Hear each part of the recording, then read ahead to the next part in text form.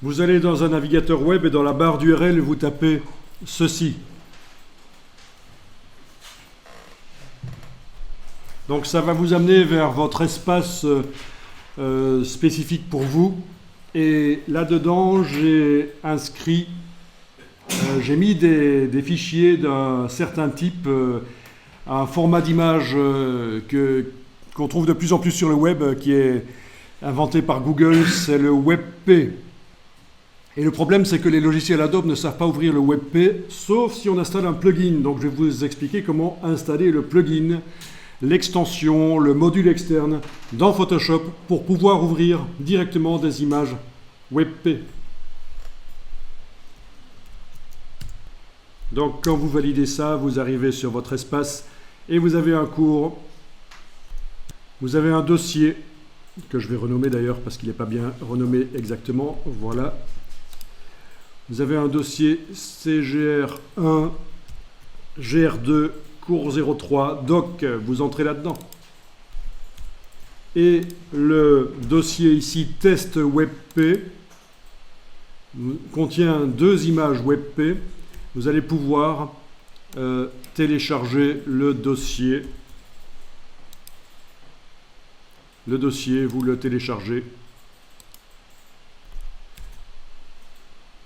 Donc, clic droit, télécharger ou quelque chose du genre, vous le téléchargez.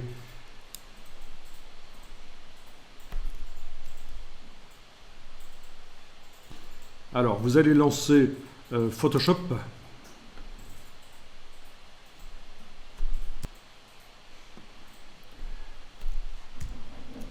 Voilà, vous avez lancé Photoshop, vous faites fichier ouvrir et vous naviguez dans la boîte jusqu'au dossier test WebP qui contient les images. Donc, et vous essayez d'ouvrir. Et alors, normalement, ça, dans un Photoshop dans lequel on n'a pas mis l'extension, le plugin qui permet d'ouvrir les images WebP, eh bien, il y a un message d'erreur.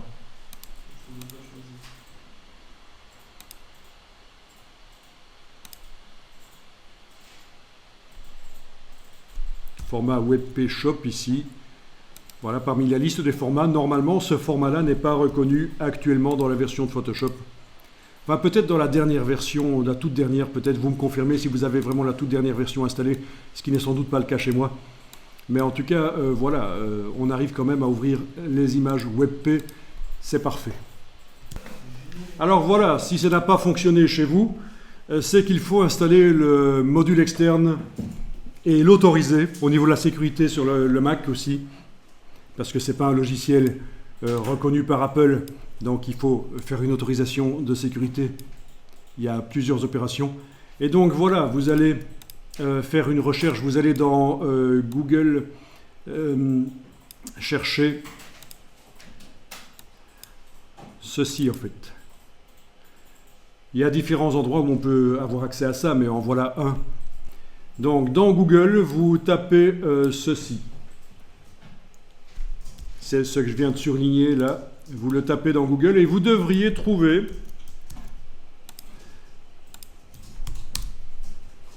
parmi les résultats un résultat assez pas trop bas dans la liste du site techandclub.com. Donc il vous propose un plugin, un module externe à installer dans Photoshop pour pouvoir ouvrir les images WebP.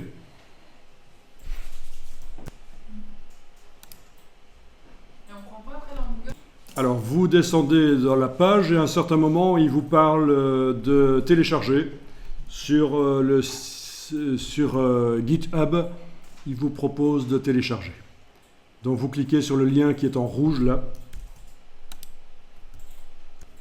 Donc voilà, là je suis sur Wikipédia. GitHub c'est un site d'échange de code pour construire des logiciels en gros. Voilà. Donc vous êtes arrivé sur la page de GitHub et celle qui concerne donc ce plugin WebP pour Photoshop.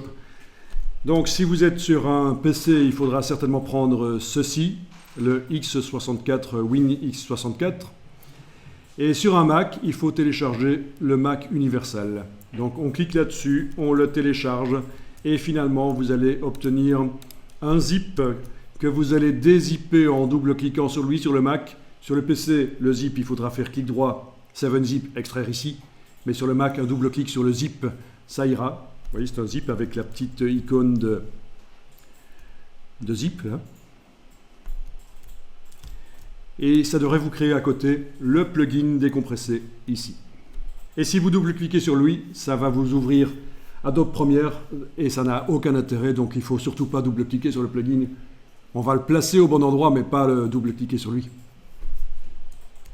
On va l'additionner aux capacités de Photoshop pour que Photoshop puisse ouvrir du WebP. Voilà, vous allez devoir trouver le dossier des applications. Donc peut-être qu'il est quelque part dans la... Quand vous ouvrez une fenêtre Finder, quand vous êtes dans le Finder, le gestionnaire de fichiers du Mac, quand vous faites Fichier, Nouvelle fenêtre, est-ce que vous avez une colonne sur la gauche, comme ceci? Est-ce que vous voyez quelque chose qui s'appelle Applications? Bon, vous entrez dans les applications. Bon, parmi les applications, donc je vous demande éventuellement de les afficher par liste. Évidemment, toujours, c'est mieux, par liste. Vous essayez de trouver Photoshop 2021.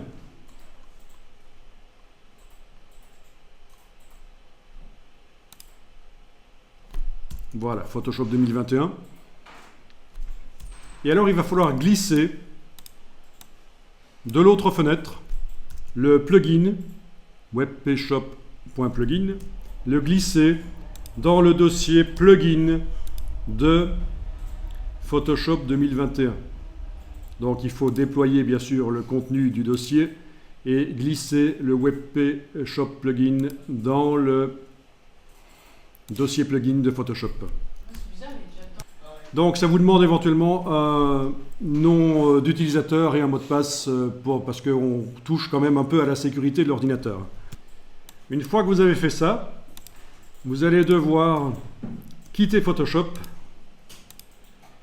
Moi, je le supprimerai pas.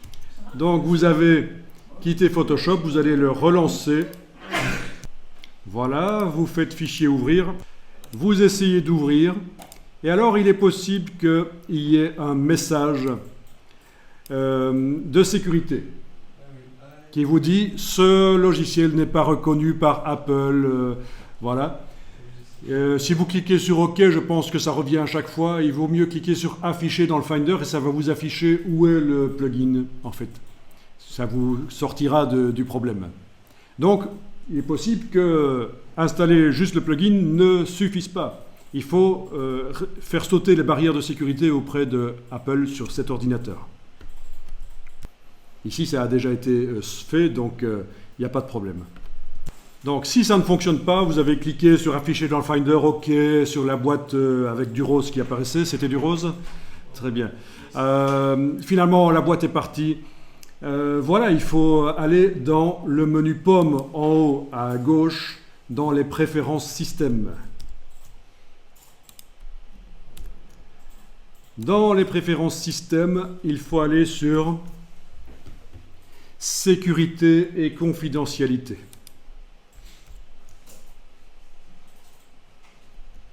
Et là, vous devriez avoir quelque part dans le bas de la boîte une phrase à propos du plugin WebP et un bouton Autoriser. Et vous autorisez. Et en principe, quand vous réessayez maintenant dans Photoshop, ça fonctionne. Donc ça vous dit que le plugin WebP n'est pas reconnu par Apple. Autorisé quand même, je pense que c'est ça. Et là, normalement, quand vous essayez maintenant d'ouvrir les images WebP dans Photoshop, ça fonctionne. Parfait. Alors les images WebP, c'est une compression particulière. Quand on zoome, je vois que par rapport à la version JPEG, il y a souvent des escaliers comme ça. C'est pas extraordinaire, mais ça passe. Hein. Si vous avez une image avec beaucoup de pixels... Oui, bien sûr, quand vous avez dû dire « autoriser quand même » ici, vous avez dû inscrire votre mot de passe administrateur et mot de passe. Quand vous ouvrez certaines des images, il est possible qu'en fonction de la manière dont Photoshop est réglé, vous ayez un message qui concerne les couleurs, mais ça n'a rien à voir avec le fait que c'est une image WebP. Vous aurez ça avec d'autres types d'images. Vous répondez OK dans un premier temps, tant que vous ne comprenez pas à quoi ça correspond ce message sur les couleurs. Cliquez sur OK. Et alors, bien sûr, certains parmi vous s'étaient plantés. Il faut, après avoir téléchargé le dossier, test WebP, il faut le dézipper en double-cliquant sur lui parce que c'est un zip qui s'est téléchargé du Google Drive. C'est ça. Évidemment, le logiciel ne sait pas accéder aux fichiers qui sont dans le zip. Et donc voilà, problème réglé. On a fait un peu d'informatique comme ça. Vous avez maintenant, parce qu'on les rencontre de plus en plus souvent quand on recherche des images sur le web, des images du domaine public, des images Creative Commons, on les rencontre et c'est vraiment ennuyeux.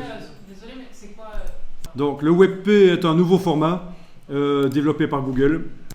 Voilà, j'ai juste tapé ici WebP Wikipédia et je vais aller voir et on m'indique format d'image développé et mis à disposition du public par Google. Mais alors ce qui se passe, c'est que l'analyseur, WebP, voilà, je ne retombe plus sur le nom exact, mais en tout cas le format WebP n'est pas encore reconnu dans cette version-là de Photoshop et donc on peut malgré tout ajouter les fonctionnalités grâce aux plugins. Et il n'y a pas que ça, bien sûr, qu'on peut ajouter à Photoshop. Si vous tapez plugin Photoshop,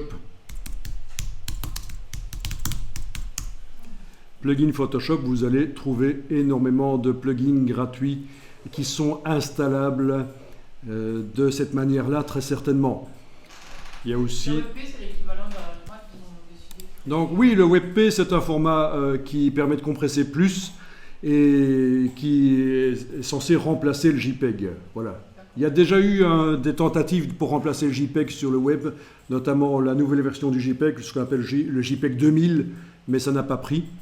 Et ça fait partie donc des nouveaux formats en fait. Hein, voilà.